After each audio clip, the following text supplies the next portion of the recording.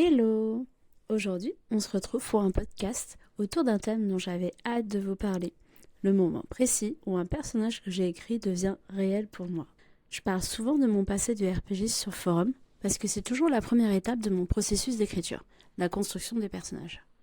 Chez moi, ça passe par une fiche assez simple. Je décline son identité, son nom, prénom, âge, métier, puis le caractère et l'histoire qu'il a vécue jusqu'au moment où commence le récit.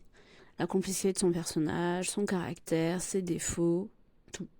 Ensuite viennent ses espoirs, ses projets de vie. Et c'est souvent là que se dessinent les grandes lignes du roman.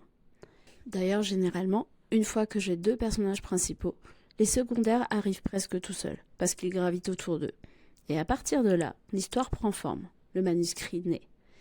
Mais il y a surtout un moment très particulier dans tout ça, celui où mon personnage commence à prendre des décisions que je n'avais vraiment pas prévues.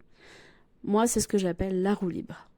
Donc au départ, je lui donne une direction, je me laisse porter par une certaine logique, puis à un moment, il y a comme une résistance, comme s'il me disait « Non, c'est pas comme ça que je ferais, laisse-moi faire », un peu comme un comédien avec son metteur en scène. Et c'est là où les rôles s'inversent.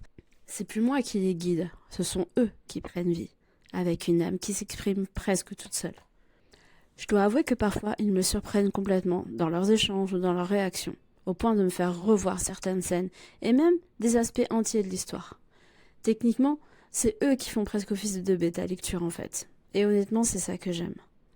Parce que comme des êtres vivants, chaque personnage évolue et devient unique à ce moment-là.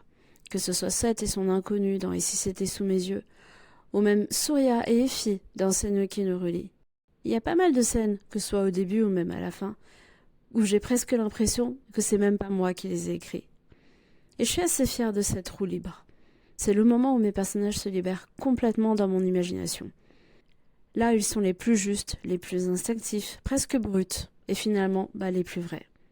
Et j'espère que ça se ressent dans vos lectures si vous découvrez mes romans et l'univers que je propose. Et j'ai vraiment très hâte de vous parler des 2 prochains personnages de ma romance. Bye bye!